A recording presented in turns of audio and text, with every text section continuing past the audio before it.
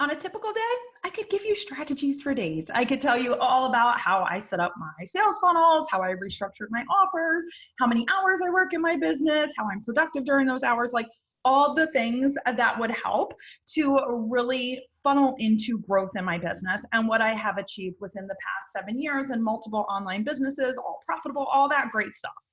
But here's the thing. Why don't we talk about some of the more awkward things that I have done, more things that are against the grain, so to speak, when it comes to business and entrepreneurship that I truly believe has helped to support my success. And things that I have found time and time again that the more women I talk to and the more people are evolving in their business, these strategies can absolutely help them as well. So let's go ahead and unwrap some secrets here.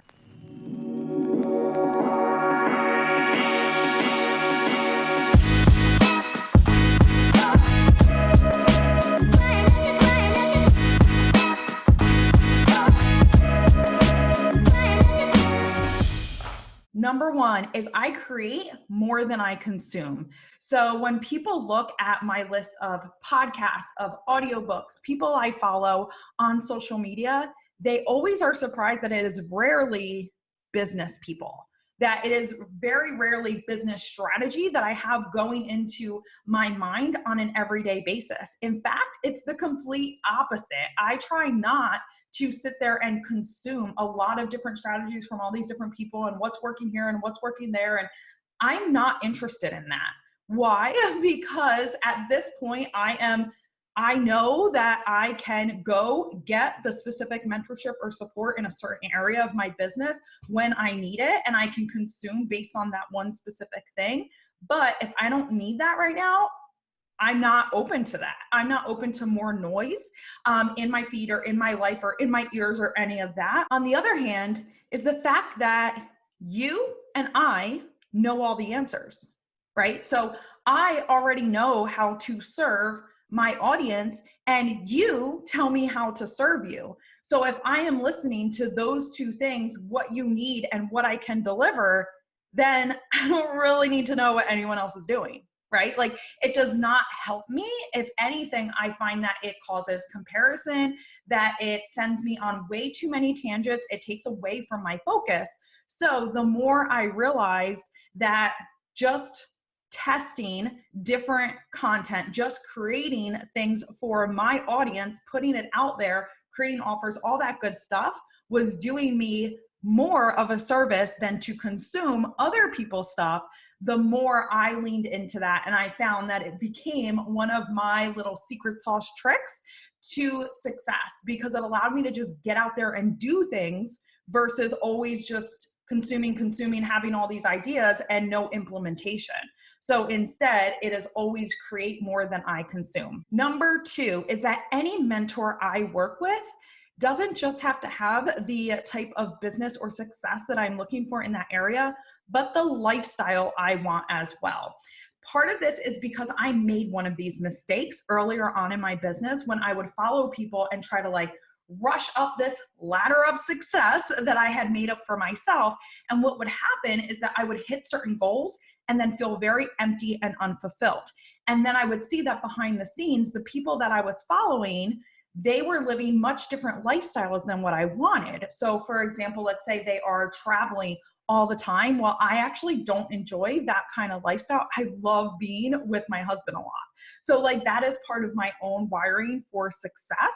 Also, when it comes to the things that money is being spent on, I tend to like mentors who are either debt-free or very conscious about their spending and being profitable in business, which makes sense because that's how I run my business as well. So I needed to start seeing that the lifestyle is actually the same. Part for me is because I know that I have a personality that in the past, I would force myself into someone else's way of success. And that would cause me to burn out because I'll go achieve that. But if I don't feel happy during it and I've worked so hard for the wrong thing, it does not feel good for me. So the minute I started to make it that any mentor I work with not only can help me in that specific area, not only has the expertise and the success to back up their own business, but they also need to have the lifestyle that I'm looking for. And I don't mean every single detail, right? But they definitely live with the same moral and value type compass that I have for myself. And that has made it that I have achieved results faster because I've worked with people that, yes, like I want to go that direction. I want to learn from them. I want to embody that piece into my business and my lifestyle. Number 3 is I only work with businesses and people that I love. Now, this is something that I have gotten a lot of slack about throughout the years. Some of this even from my own husband, as far as the fact that I can serve a lot of different businesses. I have a lot of different expertise when it comes to online businesses specifically. However, if I do not believe in somebody's product or their business, it could be completely fine for them. It can be absolutely fine for other people. It can change lives. But if I don't personally believe in it, I won't work with them. I'll actually refer them to somebody else. I don't say like, hey, I don't believe in your product or anything like that, because that's not my position to take, to put that onto their business. However, I know that when I am working with someone, I am coming up with all kinds of ideas. Like I'm thinking about their business alongside of mine when I'm running. Like I am like full charge, steam ahead for their business as well. So if I'm not excited about that business, I feel that they are getting a disservice from me because I'm not bringing my best to the table. Now, other people work completely different in business. They don't need to like necessarily love the business to be able to help accelerate it. I do. And that is my own personal feeling. And when I actually stopped apologizing for that and leaned into it, I saw that the people that I was working with not only got better results, but that I enjoyed the process as well. That this made it where business became full circle for me because yes, I am hand selecting every single person, taking the money and all that out of the equation. Like I am only working with businesses and people that I love and believe in and are doing good in the world. And then the final piece is that I put myself first and I do not apologize for it at all. 0% apology, because I have run a business before that took over my life, that I was on call to everything in the business and it wasn't the business's fault. Guess whose fault it was? Mine, right?